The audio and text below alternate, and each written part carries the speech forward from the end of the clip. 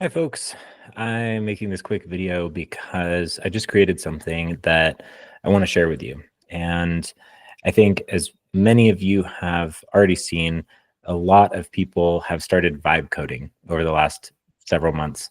And I was skeptical at first as a non-developer, feeling like it would be really easy to get down some rabbit holes where I might try to build something too complicated for my abilities.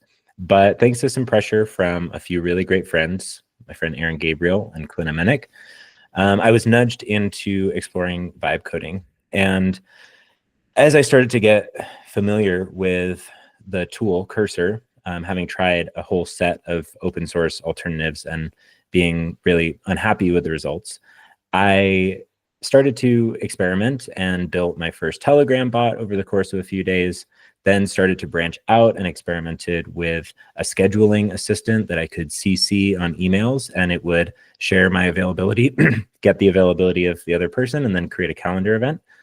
And each time I was building confidence in my ability to create actual useful things. And so I still am not entirely certain what the long-term sustainability of using tools like this is. I still haven't yet encountered a project that was of such a degree of complexity that I couldn't effectively create the utility that I was looking for with Cursor. But admittedly, I don't know enough about computer programming to know how secure those apps are, or what some of the potential downsides to the way in which they're engineered. I will say that this tool is helping me learn how to be more informed. Even if I'm still not writing code, I am starting to develop a literacy around some of the different languages and methodologies, database structures. And so I would really encourage people to explore here. And here's why. Previously, the realm of software development was restricted to a very small group of people. And the kinds of problems that those people were mostly oriented to solving were problems that they had, not problems that everyday people had.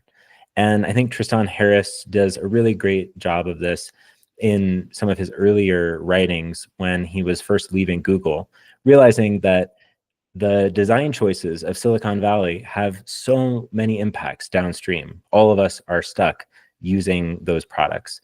And the ability to create our own software that's bespoke for our communities, for our needs, not having to wait for some venture-backed company to build a tool that eventually extracts data from us or extracts rent from us from its software as a service. And so I believe that vibe coding could be a way for the open source movement to become much more egalitarian and to empower people directly with this kind of infinite toolkit. It can't do everything. It's ultimately human relationships that make anything work. And so I'm by no means trying to advocate for some sort of techno optimism that says, vibe coding will save the world. Not at all. However, having the ability to create our own software that does things that we need it to do, and to run that locally, and to use local AI models, and build for peer-to-peer technologies, or things that are just running locally on your device that provide some critical function to you.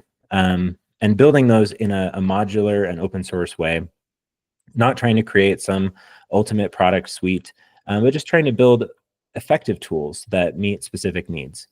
And so the tool that I built literally in the last 24 hours, we had a vibe coding night last night at the Regen Hub, and I spent that entire time really just working with the AI to create the documentation required to build the project. So I actually didn't have it write even a line of code last night, but I set up the entire project. I set up all of the tasks, and starting this morning, just on the side, while I was doing other work, I just kept prompting it, saying, yep, that sounds good. Let's build this next. Let's fix that. And literally by 4 or 5 p.m. this afternoon, I had this functioning prototype. And this tool is called Correlate. And it really comes from a real need that we have within Open Civics.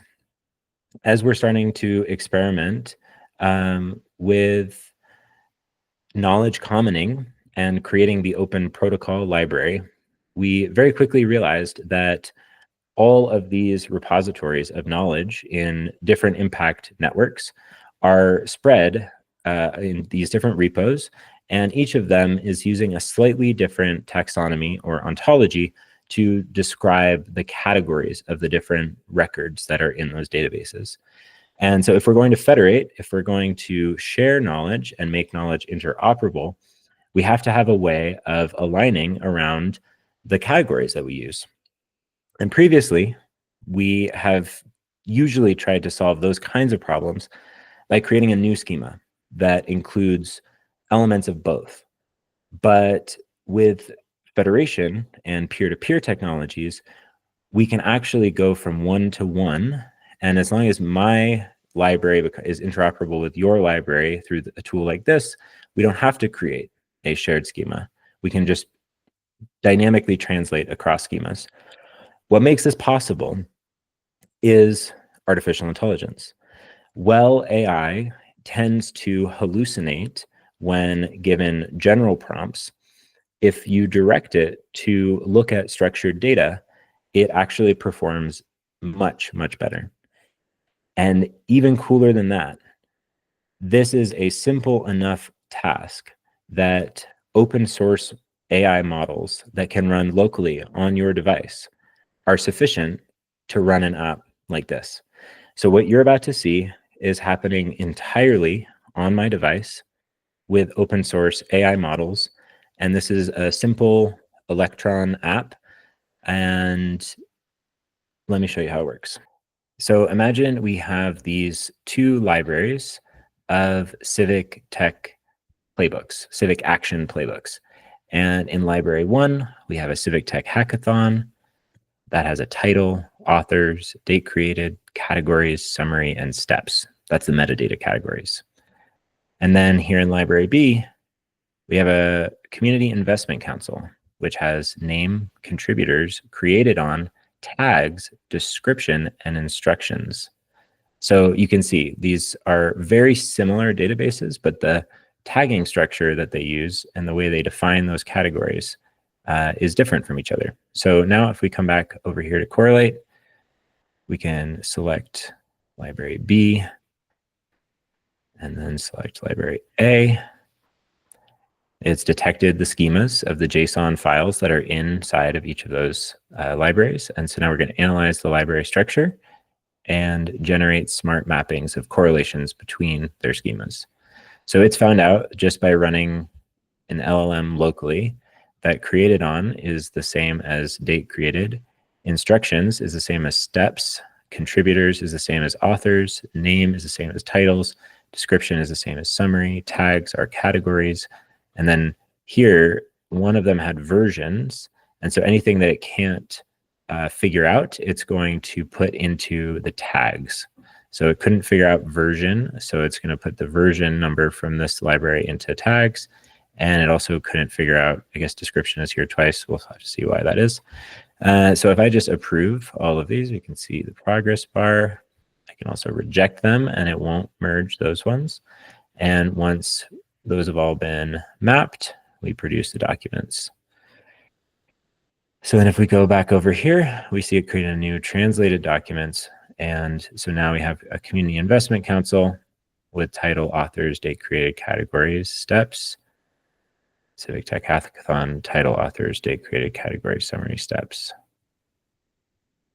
So it's conformed the metadata from these two Markdown libraries in just one click.